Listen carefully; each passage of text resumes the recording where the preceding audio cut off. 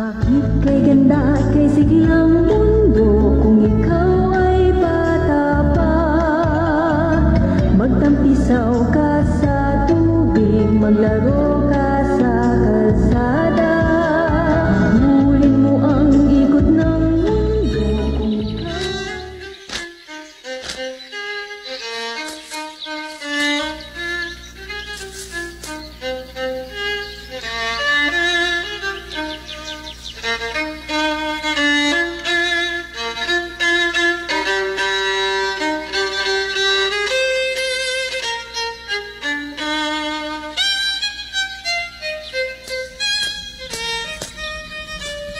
Talagang magaling. Natatandaan mo pa ba nang siya ay dumating dito sa atin? Payat, inuubos, sakitin. Parang hindi ako makapaniwala. Oo nga, malaki na ang kanyang ipinagbago.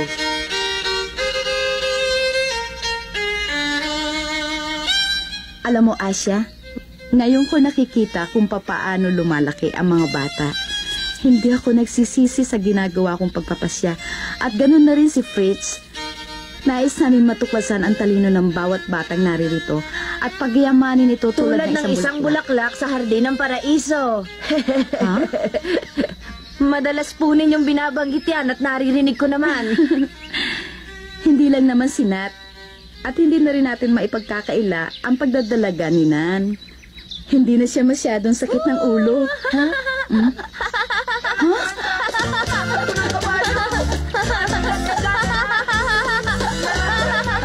Kung ganon, malapit na sumakit ang inyong ulo sa kanyang pagdadalaga. Hmm?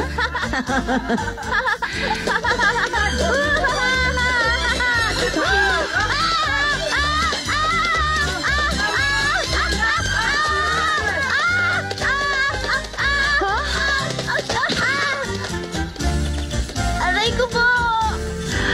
Oh. Mamaya lang tatahimik na sila. Marahil naman po, hindi lingid sa inyong kaalaman na pinag-uusapan ng mga tao ang tungkol sa Plumfield. Sinasabi nilang wala raw disiplina ang mga batang nag-aaral dito. Dahil wala raw tayong patakaran. Baka kailangan po natin ng kaunting higpit sa kanila. Ginang Jo, naririnig niyo ba ako? Ayokong pairalin ang anumang patakaran lalo na sa mga batang katulad nila. Ginang, ginagawa at pinaiiral ang patakaran para sa maalwang pamumuhay. Maalwang pamumuhay? Nais kong malaman nila at maunawaan kung ano talaga ang tunay na kahulugan ng kalayaan. Pero kailangan ituro ko sa kanila na ang kalayaan, sa paglawak nito, kinakailangan maunawaan nila na lalaki rin ang kanilang tungkulin gagampanan, hindi lamang sa kanilang sarili, pati na sa iba. Ay, mahirap pong unawain. Palagay ko po, paglalaro lamang ang nasa utak nila at hindi ko maisip... Alam kong maituturo ko kung ano ang kalayaan. Kaya ninyong ituro? Oo, kaya ko.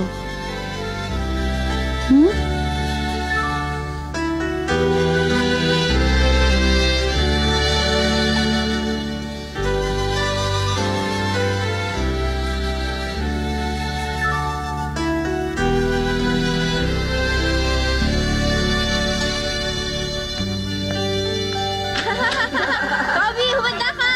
Ano? Habulin mo ako! Ha? Hindi kita kaya habulin, ha? Basta Bobby! Halika!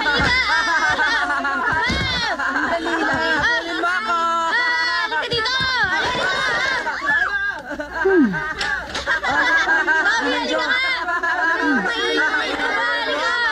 Alam mo, hindi kita kaya habulin, ha? Bobby!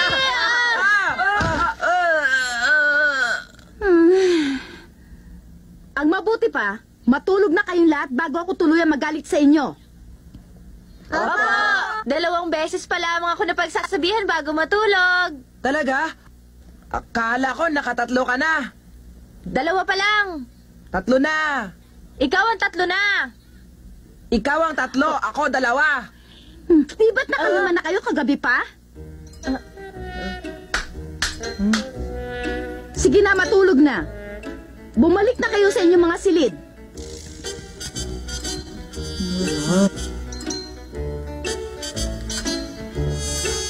Ginang Jo, pwede pong maiwan muna ako? Hindi pa po ako inaantok.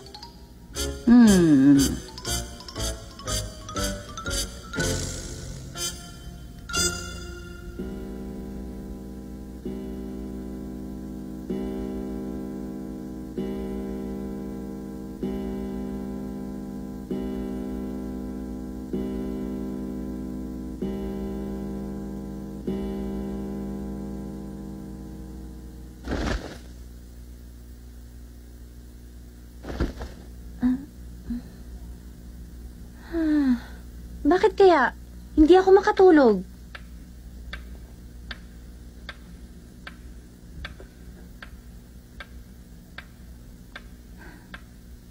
Sa wakas, tahimik na rin sila. Nan, hindi mo magagawa yan. Bakit hindi? Nagpapaantok lang naman ako.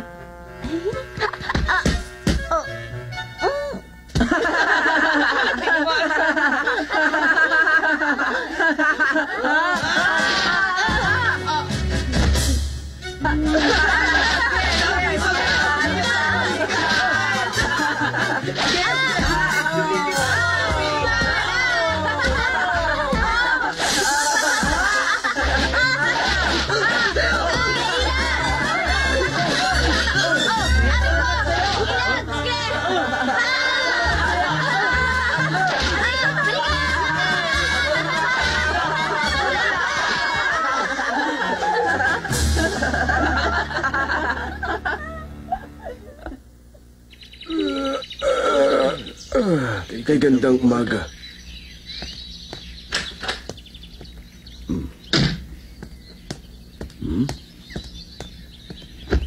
Hindi ko na ito matatagalan pa. Sinusubukan nila ang haba ng aking pasensya. Ano ang binabalak mong gawin? Makikita mo rin.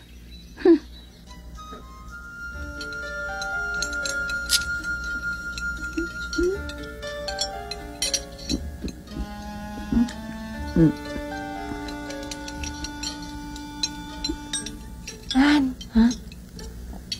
kakaiba si Ginang Jo ngayong umaga.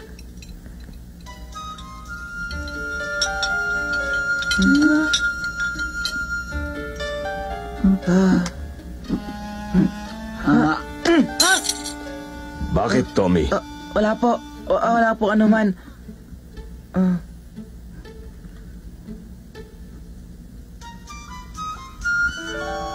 Galit pa rin siya sa atin hanggang ngayon.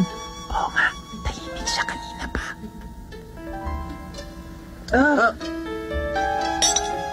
Isang bagay lamang gusto kong itanong sa inyo. Ilang beses na ba kayong nangako sa amin na matutulog kayo ng tahimik?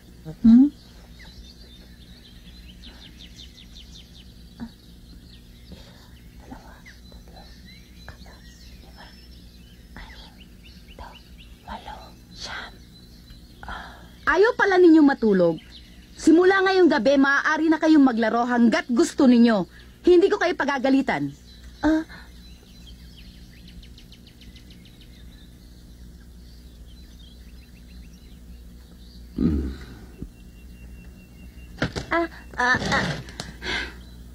Maliwanag ba?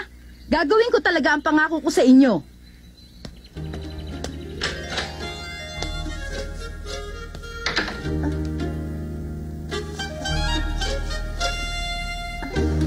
Ano po ba talaga ang binabalak ninyo, Ginang Jo? Pinayagan ninyong maglaro ang mga bata sa gabi hanggat gusto nila.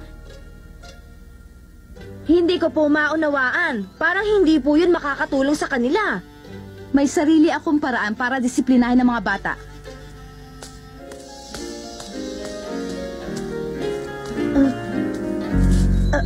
Ginoong Bayer! Kapag nagpasya ang aking asawa, mahirap mo nang baguhin pa. Ganon talaga.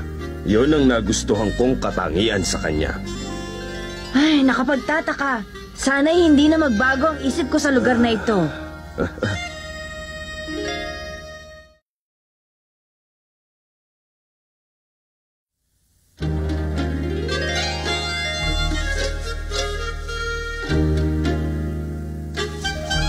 Sigurado ako, tinitiyak kung may binabalak sa atin si Ginang Jo. Sa palagay ko nga rin, Nan. Palagay ko hindi. Talagang nagalit sa atin si Ginang Jo. Ngayon ko lang siya nakitang ganyan. Aminin natin, nagkamali tayo. Oo, nagkamali nga tayo. Tama si Staffy. Humingi tayo ng tawad. Oo, humingi nga tayo ng tawad. Tumahimik ka nga dyan! Oo, tatahimik na. Ano sa palagay mo? Hindi ako pupunta. Ito na ang pagkakataon. Dahil hindi naman ako makatulog agad sa gabi. Maglalaro na lang ako hanggang sa mapagod at makatulog. Pero, Demi, ayaw mo bang marinig ang ding-dong ng orasan pagsapit ng hating gabi? Anong ibig mo sabihin? Talagang gusto kong marinig ang ding-dong ng orasan.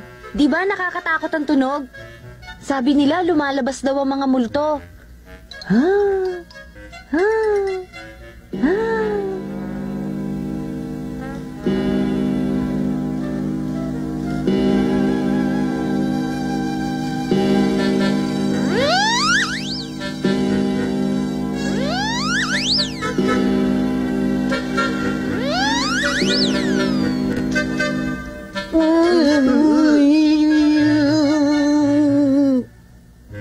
Gusto ko lang magpuyat sa gabi.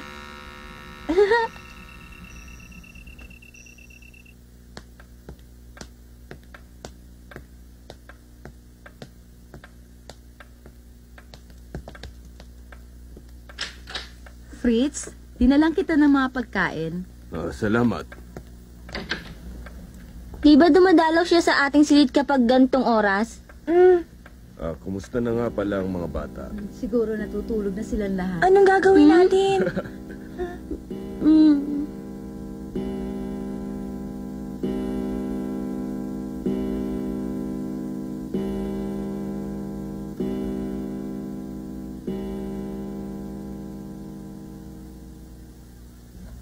Narinig nyo? May 2 oras pa tayo. Oo, may 2 oras pa tayo. May katagalan pa rin ng 2 oras. Ned! Ha? Bakit kayo natutulog? Oo nga, bakit kayo natutulog? Ha? Inaantok pa ako. Hindi maaari. Pwede naman tayong gising hanggang gusto natin, di ba? Tama. Tommy! Hindi ka ba naninibago? Kakaiba dahil hindi dumadalaw si Ginang Jo para sabihan tayong oras na para matulog. Nan, pagsapit ng 12 ng gabi, di ba lalabas ang mga multo? Ayoko makakita ng multo. Ang ibig ko sabihin, Pasensya na. maghigisan ulit tayo ng unan. Kayo pala. Alam nyo, sa palagay ko, bibigyan tayo ni Ginang Jo ng mabigat na parusa. Sa palagay ko, dapat lamang na matulog na tayo ng maaga para sa ating kalusugan. Tama. Tommy, sa silid ako ni Rab matutulog. Magandang gabi. Magandang gabi.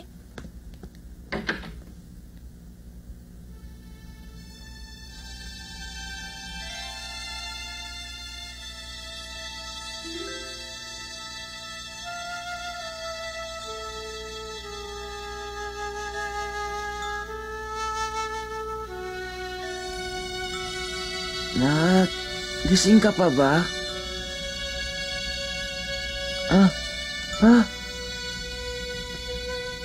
Nat, gising! Gumising ka! Gumising ka, Nat!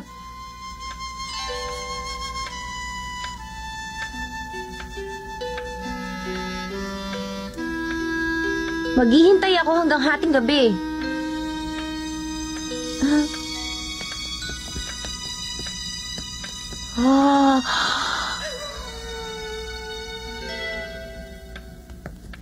Ilang sandali na lang. Ngayon pa lamang ako makakarinig ng dingdong sa hating gabi.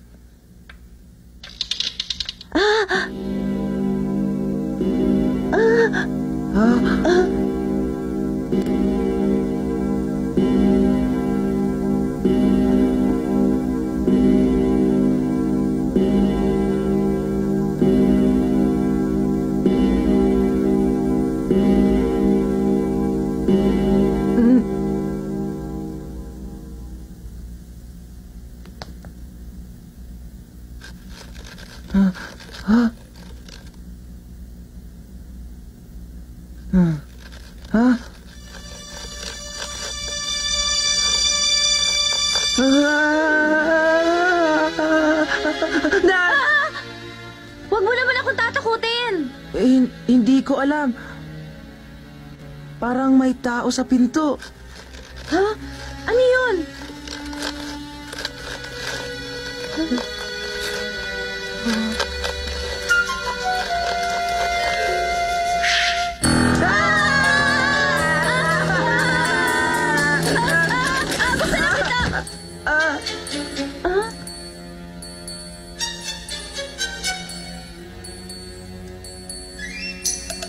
Pusa lang naman yata. Baka nga pusa. Parang balahibo.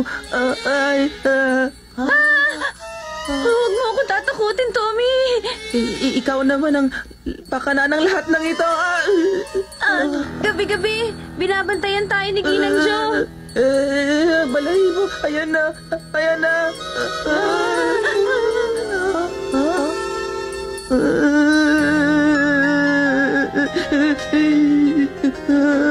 Pusala.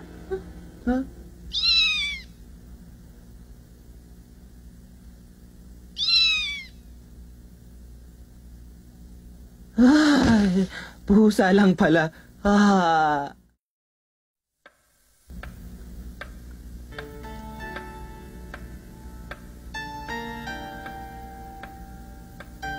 Tigilan na natin ang kalokohang ito. Wala naman tayong mapapala sa ginagawa nating ito.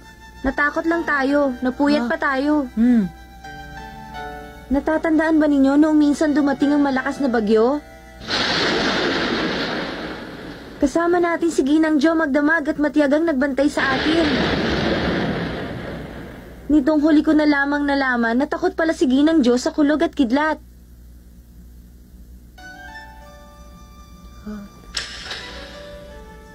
Gising pa pala kayo?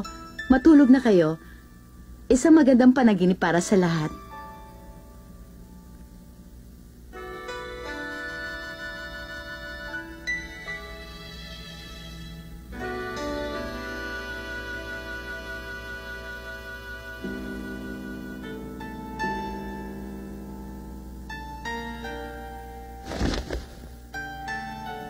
Gising ka pa pala, Jo. Hindi ka rin makatulog? Alam mo bang iniisip ko rin ang iniisip mo? Hindi ako magaling na guro. Akala ko sila na mismo ang makakatuklas ng mga bagay para sa kanilang sarili. Pero ngayon ko lang natuklas ang hindi yon ang mainam na paraan. At ang ginawa kong pagpapasya ngayon ay pagpapatunay na hindi yon ang tamang paraan.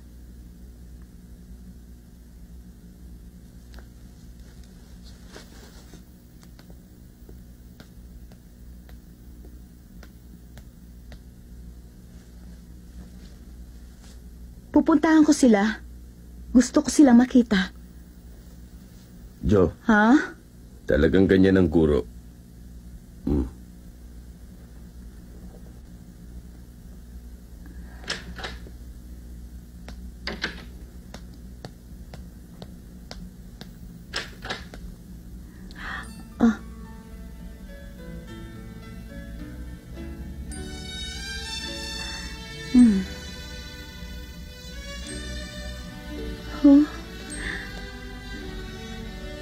Nan, gumising ka.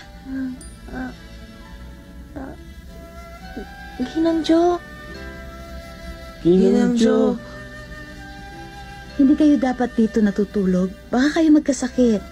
Patawad po sa aming ginawa, Ginang Jo. Hindi na po mauulit ang... Wag. Hindi na kailangan pang mangako kung hindi rin lamang matutupad. Isang bagay lamang ang nais kong ipangako ninyo. Ang nais ko sanang gawin ninyo, maaga kayong matulog sa mga araw ng linggo hanggang Biyernes. Opo. Pero bakit po mula linggo hanggang araw ng Biyernes? Kung magagawa ninyo matulog na maaga sa mga araw na nabanggit, maglalaro kayo sa loob ng 15 minuto sa gabi ng Sabado. Gawin na ninyo lahat. Ang maaari ninyong gawin sa Sabadong gabi, magpakasaya kayo, pero iwasan makasakit ng kapwa. Ginang Jo! Nan, yan ang bagong patakaran dito sa Plumfield. Opo.